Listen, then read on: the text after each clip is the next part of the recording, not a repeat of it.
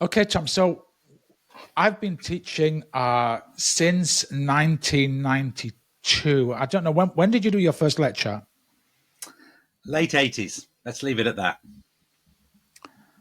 He's much older than he actually looks. So it does look very sprightly and young, but he's actually, he has been teaching a long, long time. So we've both got a lot of experience, and what we've both been doing for the last 30 plus years is getting students through the exam. And we've seen a lot of students over the years.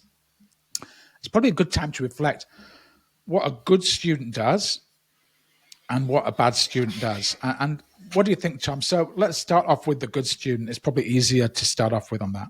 Well, bottom line, a good student is one who passes the exam. You know, and then you've got to work backwards. What is it that they've done to make them pass the exam? And I genuinely believe that all those people in front of me, all those people who sign up for the course, they are capable of passing the exam.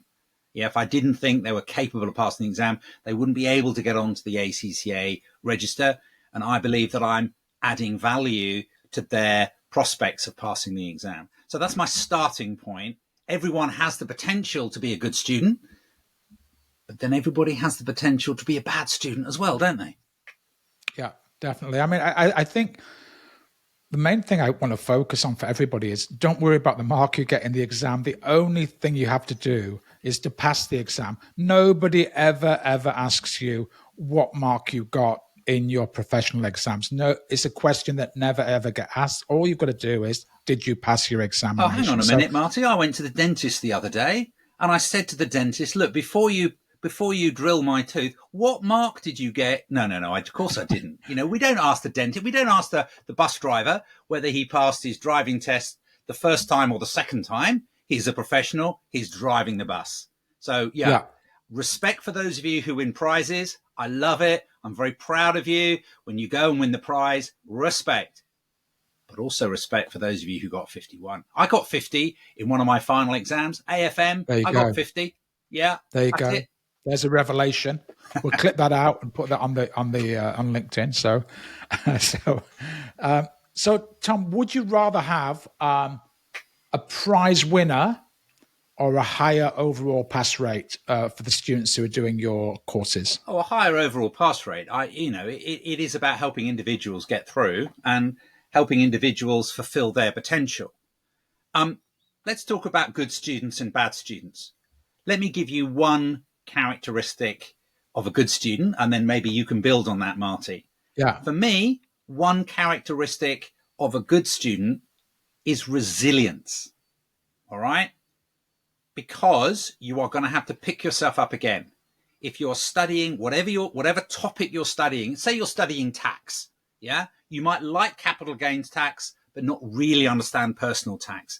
It's not an even experience as you work through the syllabus. You are going to have work that you do that is going to come back with a low mark. You're going to have work that you do that comes back with a high mark. You are going to like more subjects than others. So I think resilience for me is one of those characteristics to keep going. Yeah, I agree. I mean, I think that not many students pass everything without failing anything. It's quite unusual. Most students fail at least one examination when they do the ACCA. So if you can pass everything, it's great. But most students fail at least one. You've got to be resilient. You've got to be robust. I think the other trait I would look for in a good student is they've got to listen. They've got to be a good listener, and they've got to trust us. I mean, we've been doing it for many, many years. I did my first lecture in 92. Tom did his a bit earlier in 82. But no, not really. But we've been around a long time. We've been doing exam teaching for a long time. We've been doing professional teaching. Listen to us. I had one student who'd failed SBL 6 times. And he did his mock exam. I said, you're still doing the same thing as what you did, which caused you to fail. Listen to do it my way. If you do it my way, you can actually pass this exam. And he eventually started to listen and did it my way. And after failing 6 times, he passed. When he found me, he passed on the 7th attempt because he started to listen and do it in a way that's going to score him marks in the examination. So listening is a massive thing. Listen to us. We are the experts. We have been training people for a long time. We've learned a lot about how to do that. I mean, do you know the definition of madness? Yeah. Yeah. Doing the same thing and expecting A different result. Yeah. a different result. So you failed once, you failed twice, you failed 3 times. You're going to keep on failing if you keep on doing the same thing. All right. So Exactly. that's where talking and listening to a experienced tutor is going to help you perhaps reframe. Yeah. So I guess what we've talked about there is, if you like, how a bad student becomes a good student. Yeah. Yeah. No, That definitely. transition, Yeah, definitely. that Yeah. turn it around. Because I've said at the beginning, Yeah. I don't think there are good students and bad students. There are just students, and good students are the one who pass. And I think resilience is one. We talked about that. I'd like to put in another one, which is, routine, planning, Yeah. Good habits. rhythm. There's a Yeah. cliche, but it's true. And I think the cliche, Marty. If you fail to plan, Plan to fail. Yeah. Fail to prepare. Prepare to fail is the one that I go for. I mean, the posh word for that now, Tom, they don't call it that. They call it cadence. That's the posh word that people use for the word rhythm. So yeah, the cadence of your exam is very important. So I think it's a little bit and often, and don't try and cram 8 hours into a day. It's much better to do 1 hour a day. And getting up early and doing an hour every day may be a lot better for you than trying to do 8 hours on a weekend. And the good thing about, I think, both you and me, we've got our podcast. And you can be on the bus, you can be on the train, and you can be like revising and listening and understanding without, having any, book in front of you, and you get a break from the screen. So, there's lots of different media you can now use. Variety, mix it up. A variety. The variety is massively important, So you're getting a break. Yeah. So I lived in Singapore for 4 or 5 years, and spent a lot of time hanging out with Marty. And when I came back from the UK, I put on a few pounds. And so I was determined to lose a little bit of weight. And I ended up entering the London Marathon.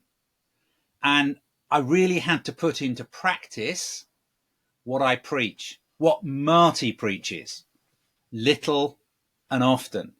Having a goal to pass this exam, having a goal to lose this weight, having a goal to pass the London Marathon, to run the London Marathon, knowing why you're doing it. Yeah, I think good students know why they are doing the ACCA, why they are prepared to sacrifice their time, their money, to invest in their future. All right. And I wanted to do the London Marathon. And it's not something that I then trained for the week before, or even the month before. It was something that was very deliberate. I got the commitment of my family. I told my friends. So there was some kind of peer pressure around me to follow it through. I had the support of my family and my wife because, it was selfish of me to go out on a long run at the weekend when perhaps I should be, doing the washing up or washing the car, whatever. So, planning ahead, getting your family involved, getting your motivation involved. I think that's what helps a good student become a better student. Yeah. So I think, I always say happy wife, happy life, Tom, is my motto. So I think that it's important to have that support network around you. Tell people you're doing the exams and you've got to sacrifice a bit. So if you like going to the pub and having lots of beers and clubbing every Wednesday, Thursday, Friday, for a few months, you've got to give that up. You can do that after you've done your exam and, go and fill your boots. But, you have to give up something to pass your ACCA exams. You can't carry on in the same lifestyle. So that's what good students realize. And bad students, they just carry on in the same. They don't change. So it's about changing, adapting, and learning along the way. No pain, no gain. Yeah, no pain. That's no gain. Exactly. I want to ask you. Thanks, Tom. That's been an amazing insight.